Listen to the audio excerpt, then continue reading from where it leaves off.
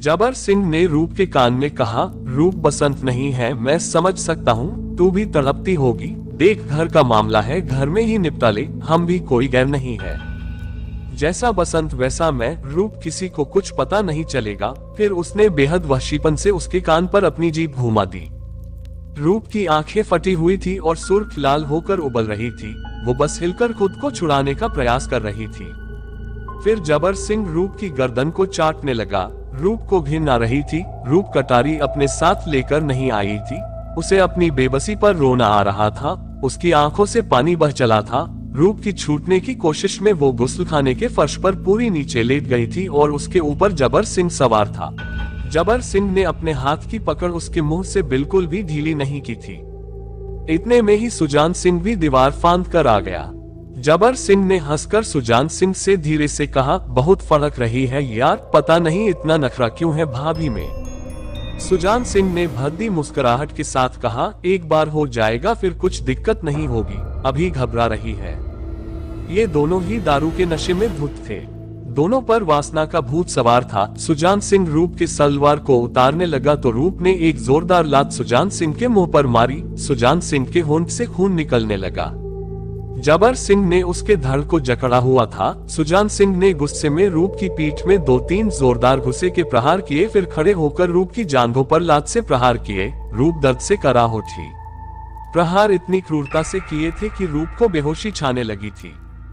जबर सिंह ने सुजान से कहा, सुजान इसका मुंह बांध दे कसकर, मेरा एक हाथ इसमें ही घिरा है। सुजान ने जबर के हाथ को थोड़ा सा हटाया और पहले उसके मुंह में एक छोटा कपड़ा ठूंस दिया, फिर उसके मुंह को उसकी ओढ़नी से बांध दिया।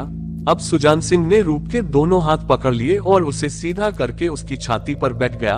रूप अब बिल्कुल बेसुध हो गई। जबर सिंह ने उसकी सलवार को उतार दी और उसकी जांघों को चाटने लगा।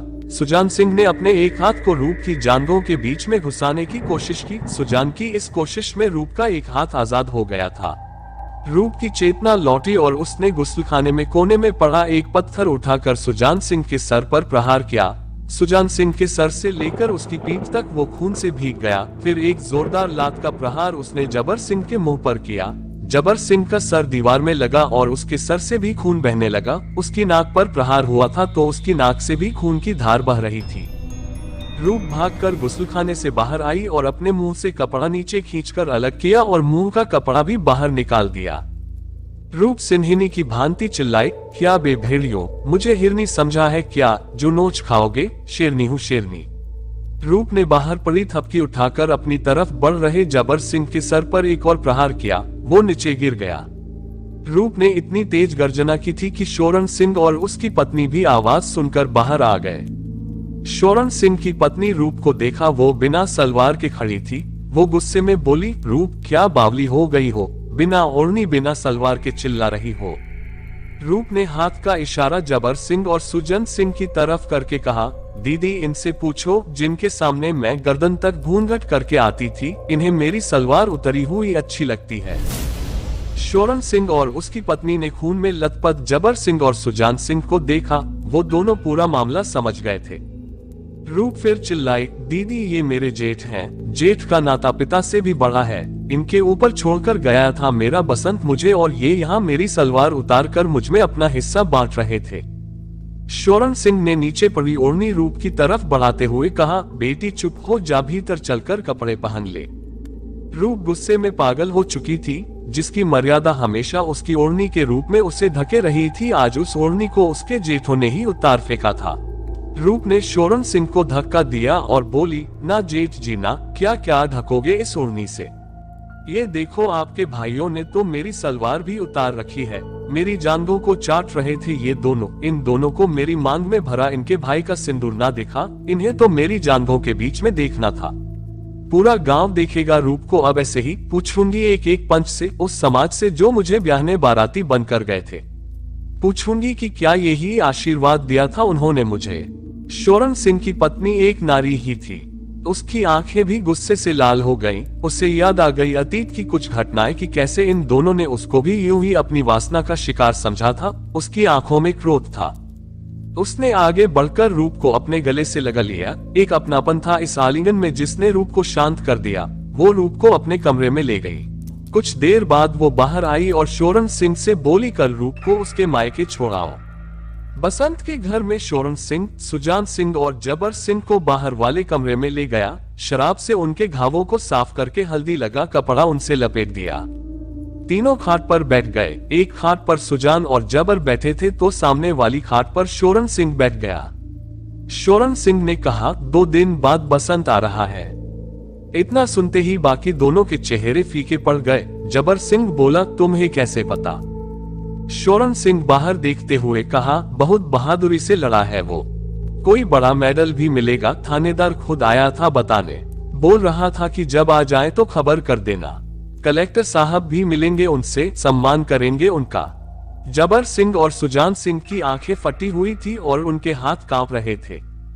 जबर सिंह एकदम से रो पड़ा और शोरन सिंह के पैरों में पड़ गया। भैया बचा लो, कुछ भी करके, शराब ज्यादा ही पी ली थी, गलती हो गई। शोरन सिंह के दिमाग में कुछ और ही चल रहा था। उसने कपड़े की छोटी सी पोटली ली और उसमें से चौलाई के दाने बराबर अफीम निकलकर जबान पर रख ली। बाकी दोनों भाइयों ने भी यही किया। शोरन सिंह अपने में ही खोया हुआ बोला, रूप बसंत को बताएगी जरूर और फिर बसंत तुम्हें छोड़ेगा नहीं। फिर शोरन सिंह ने एक लंबी सांस ली। दोनों भाइयों ने उसके घुटनों पर हाथ रख लिया। शोरन सिंह अपने दोनों हाथ दोनों के एक एक कंधे पर रखे और बोला, जमीन भी ना देगा। सुजान सिंह बोल पड़ा, जमीन तो वो वैसे भी नहीं देता, अपनी औलाद पैदा कर लेगा रूप से। सुजान सिंह ने अपने हाथ उनके कंधों से हटा लिए और बोला, बस एक ही रास्ता है, जमीन भी मिल जाएगी और ये मुसीबत भी टल जाएगी। फिर कुछ देर मौन रहने के बाद बोला, पर यहाँ तो तुम्हारी भाभी कुछ करने ना देगी और कहीं कर देंगे तो फिर कुछ बोलेगी भी नहीं। जबर सिंह ने झल्लाते हुए कहा, करना क्या है भाई? शोरन सिंह ने आंखें उठाकर दोनों को देखा और एक हल्की सी मुस्कुराहट के साथ बोला, तुम दोनों का ध्यान तो बस उसकी छाती और जांघों में रहा, पर मेरी निगाहों जमीन पर है जो बसंत के पास है। सुजान सिंह समझ गया। सुजान सिंह बोला, तो कहाँ करना है और कब? शोरन सिंह ने सुजान की तरफ देखा और बोला, तू समझ गया। एक क्षणिक मौन के बाद शोरन सिंह ने कहा, कल रूप को उसके मायके छोड़ने जाऊंगा मैं, बंजारों की बावड़ी पर इसका काम तमाम कर देंगे। सुजान सिंह एकदम से बोला, उस बियाबान में तो छलावों का डेरा है। शोरन सिंह हंसते हुए कहा, इसलिए ही तो वहां करने को कह रहा हूँ, वहां कोई देखने भी नहीं जाएगा और लाश बावड़ी में फेंक देंगे। जबर सिंह और सुजान सिंह को योजना समझ आ गई। उन्हें बस अपनी जान बचानी थी, लेकिन शोरन सिंह की दृष्टि जमीन पर थी। जबर सिंह ने कहा, बसंत को क्या बताएंगे? शोरन सिंह दोनों के तरफ देखते हुए कहा, बोल देंगे भाग गई कहीं, वो इसे तलाशने में पागल हो जाएगा, जान भी बच जाएगी और जमीन भी मिल जाएगी। दोस्तों, कहानी कैसे लगा कमेंट बॉक्स में जरूर बताना। अच्छे लगे तो वीडियो को लाइक और चैनल में नए आए हो तो सब्सक्राइब करके बेल आइकॉन को प्रेस जरूर कर लेना। अगला भाग जल्दी ही देने की कोशिश करूंगा।